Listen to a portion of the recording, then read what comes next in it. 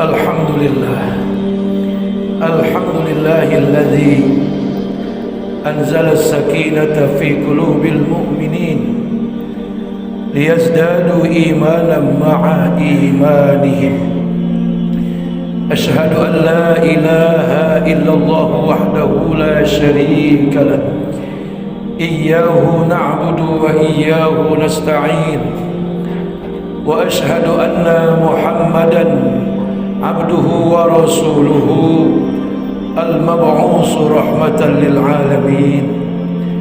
Allahumma salli wa sallim wa azim wa karim wa barik ala hadha an-nabiyyil karim sayyidina wa habibina wa syafi'ina wa qurrati a'yunina wa maulana Muhammadin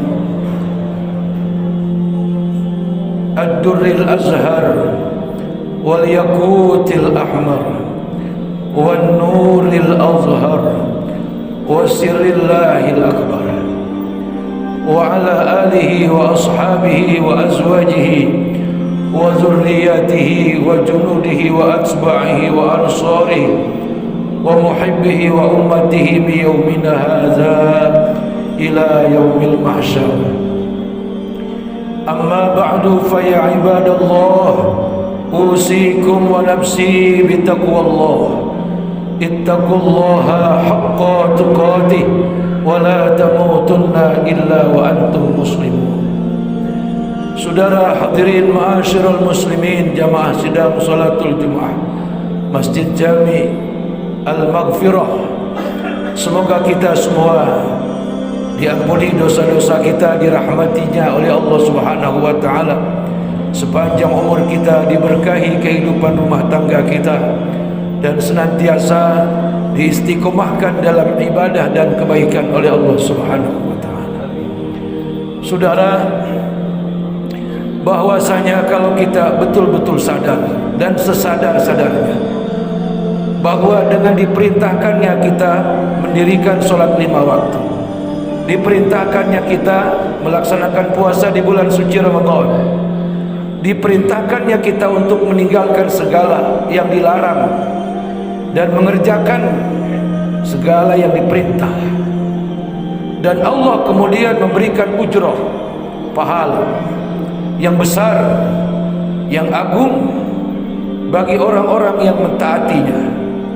Kemudian adanya siksa kubur dan adanya nikmat kubur. Kemudian adanya hari kebangkitan, adanya akhirat, adanya tempat di mana kembali sebagai tempat keabadian bagi orang-orang yang mereka beriman, ditempatkan oleh Allah di surganya. Bagi orang-orang yang ingkar, dengan terpaksa Allah menempatkannya di neraka. Ini sebuah keyakinan yang harus kita junjung tinggi, saudara-saudara, dan harus kita sampaikan kepada istri dan anak-anak kita. Apa maksud dan tujuannya agar mereka beragama? Bukan hanya sekedar mereka seperti berpakaian, sesudah kotor lalu pakaian dilepas dari badannya. Agar mereka beragama dengan yakin, seyakin-yakinnya bahwa hanya Islamlah agama yang diridhai Allah, pemeluknya yang taat akan diberikan tempat keabadian, surga namanya. Sampaikan itu, saudara-saudara, kepada istri dan anak-anak kita agar mereka takut kepada Allah Subhanahu wa taala, agar mereka takut satu waktu meninggalkan perintah salat, agar mereka takut untuk tidak meninggalkan ibadah puasa di bulan Ramadan yang akan sebentar lagi kita akan menjumpainya. Karena makin hari makin kekinian, agama hanya sekedar KTP belaka, agama hanya sekedar seremonial, tidak ada ketekunan, tidak ada kehusuan dalam diri kita sebagai orang mukmin. Kita boleh marah ketika agama kita dihina, kita boleh marah ketika kitab Quran kita ada yang mencaci maki, kita boleh marah ketika Nabi kita ada yang menghina, dan itu bagian daripada giroh semangat membela Islam. Tapi apakah pernah saudara-saudara marah ketika istri Anda tidak sholat? Pernahkah saudara-saudara marah ketika anak Anda tidak berpuasa di bulan Ramadan? Apakah Anda pernah pernah bersusah hati ketika anak Anda yang sudah balik tidak mengerjakan sholat subuh di setiap harinya? Tentu jawabannya ada pada diri Anda, saudara-saudara. Semangat dalam membela agama itu penting adanya, tapi semangat untuk menyelamatkan keluarga jauh lebih penting. Sebab masing-masing kita para orang tua akan ditanya, saudara-saudara. Kau punya istri, apakah istrimu kau ajarkan untuk sholat, kau perintahkan mereka untuk ibadah? Bangun di pagi hari di waktu subuh. Apakah kau perintahkan anak-anakmu untuk bisa belajar membaca Al-Quran? Apa kau pula mengajarkan Quran kepada mereka? Atau kalau kau tidak sanggup mengajarkannya, apakah kau menitipkannya kepada guru-guru ngaji, kepada kiai, kepada para ustaz? Itu semuanya akan ditanya, saudara-saudara. Betapa berat tanggung jawab kita sebagai orang tua, yang kita sudah capek di dunia mencari nafkah buat mereka, kemudian memberikan pendidikan, lalu pada gilirannya lantaran kita cuek kepada mereka, yang terjadi Islam dalam rumah kita hanya sekedar satu sebutan, keluarga ini agamanya Islam, tapi di sisi lain satu keluarga itu meninggalkan daripada ajaran-ajaran yang diperintahkan oleh Allah dan Rasulnya, yang disampaikan oleh para ulama. Ini saudara-saudara hadirin ma'asyiral muslimin wa jumratal mu'minin rahimakumullah. Kudu yakin saudara-saudara di hati kita bahwa sesudah kita mati akan ditanya oleh dua malaikat Munkar Nakir namanya, dengan macam pertanyaan, man rabbuka wa man nabiyuka wa ma dinuka wa ma imamuka wa ma kiblatuka wa man ikhwanuka. Itu semua akan ditanya, saudara-saudara.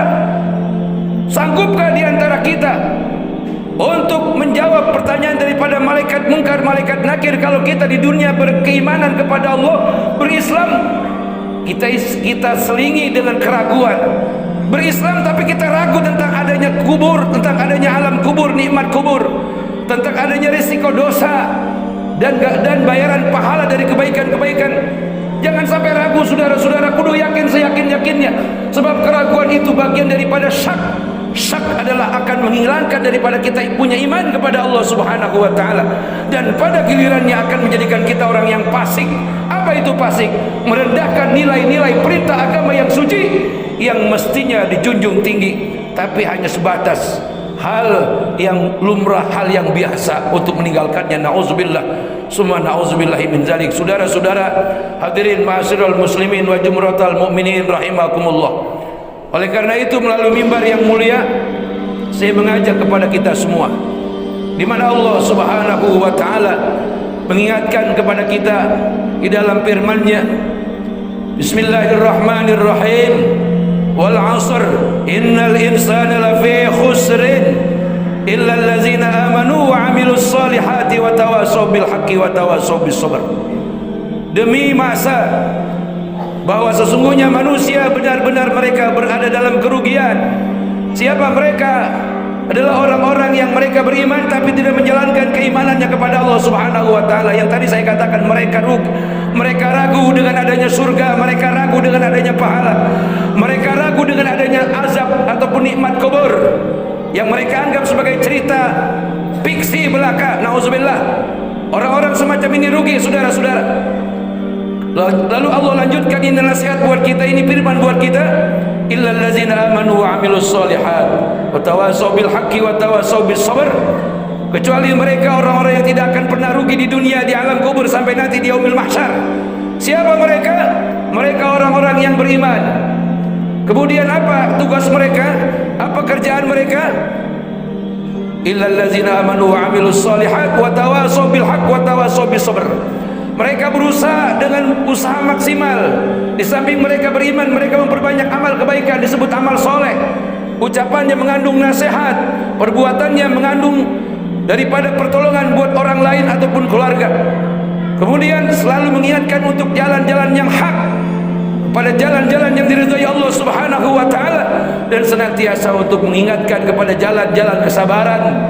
Sabar dalam ibadah, sabar dalam menghadapi musibah, sabar dalam menghadapi hidup yang semakin susah dan semakin sulit di akhir zaman.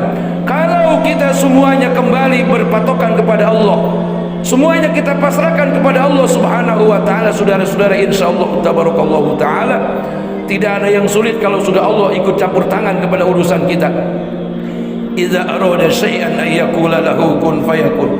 Apabila Allah menghendaki sesuatu yang baik kepada hambanya, Allah cukup berkata kun, maka jadilah, fayakun, maka terjadilah. Inilah saudara-saudara hadirin ma'asyiral muslimin wa jumratal mu'minin. Tentu kita sebagai para orang tua, sebagai anak, sebagai keluarga menginginkan keberuntungan. Bukan hanya keberuntungan finansial secara duniawi di dunia ini, bukan hanya itu, tapi juga kita menginginkan keuntungan kehidupan di alam dunia sampai nanti ke alam kubur, sampai nanti ke alam akhirat. Itulah orang-orang yang dikatakan beruntung, saudara-saudara. Itulah orang-orang yang tidak akan pernah merasakan rugi dalam kehidupan. Hidupnya bermanfaat. Kenapa?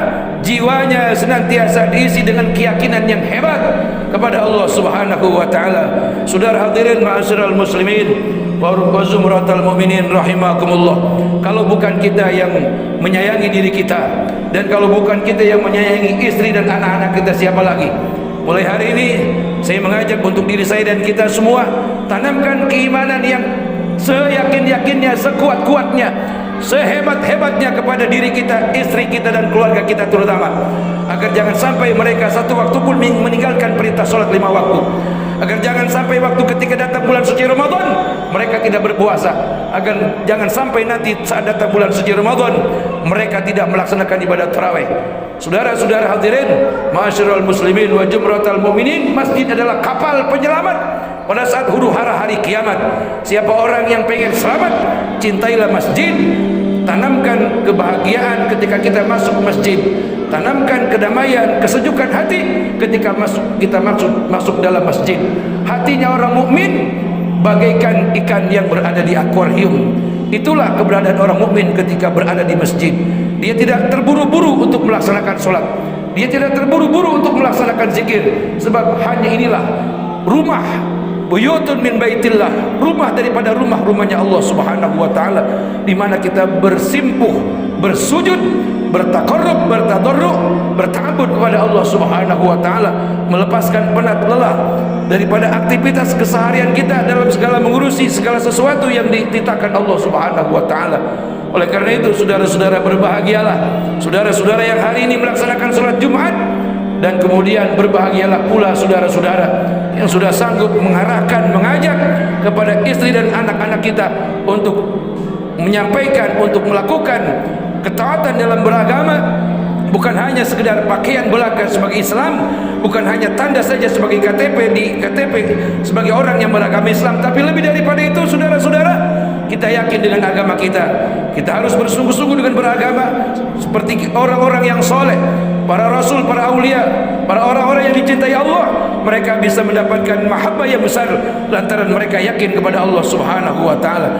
Inilah tentu yang harus senantiasa kita ingatkan dan kita sampaikan kepada keluarga-keluarga kita. Mudah-mudahan Allah taala jadikan keimanan kita, istri kita, keluarga kita, serta dengan amal-amal soleh yang sedang ataupun saat ini sedang kita lakukan, mudah-mudahan itu menjadi penyelamat kita dari alam dunia sampai ke alam akhirat, sehingga kita tidak divonis Allah sebagai satu keluarga yang mengalami kerugian, kebangkrutan. Sudah bangkrut di dunia, bangkrut di alam kubur, bangkrut nanti di akhirat. Nauzubillah, summa nauzubillah. Tentu kita berharap sesuai doa sapu jagat yang sering kita baca, yang Allah sampaikan, yang Allah ajarkan, Rabbana atina fid dunya hasanah wa fil akhirati hasanah wa qina azabannar. Kita menginginkan diri kita, keluarga kita adalah orang yang berbahagia hidup di dunia, berbahagia nanti di alam kubur, berbahagia nanti di akhirat, dan terbebas daripada siksa neraka. Itu tentu harapan kita semua. Semoga khutbah yang saya sampaikan bermanfaat buat saya dan buat kita semua. Amin ya rabbal alamin. Barakallahu li wa lakum fil Qur'anil azim wa nafa'ani wa iyyakum bima fihi minal ayati wa zikril hakim wa taqabbala minni wa minkum tilawatahu innahu as-sami'ul alim. Aqulu qawli hadza astaghfirullahal azim li wa lakum wa lisairil muslimina wal muslimat wal mu'minina wal mu'minat fastaghfiruhu innahu huwal ghafurur rahim.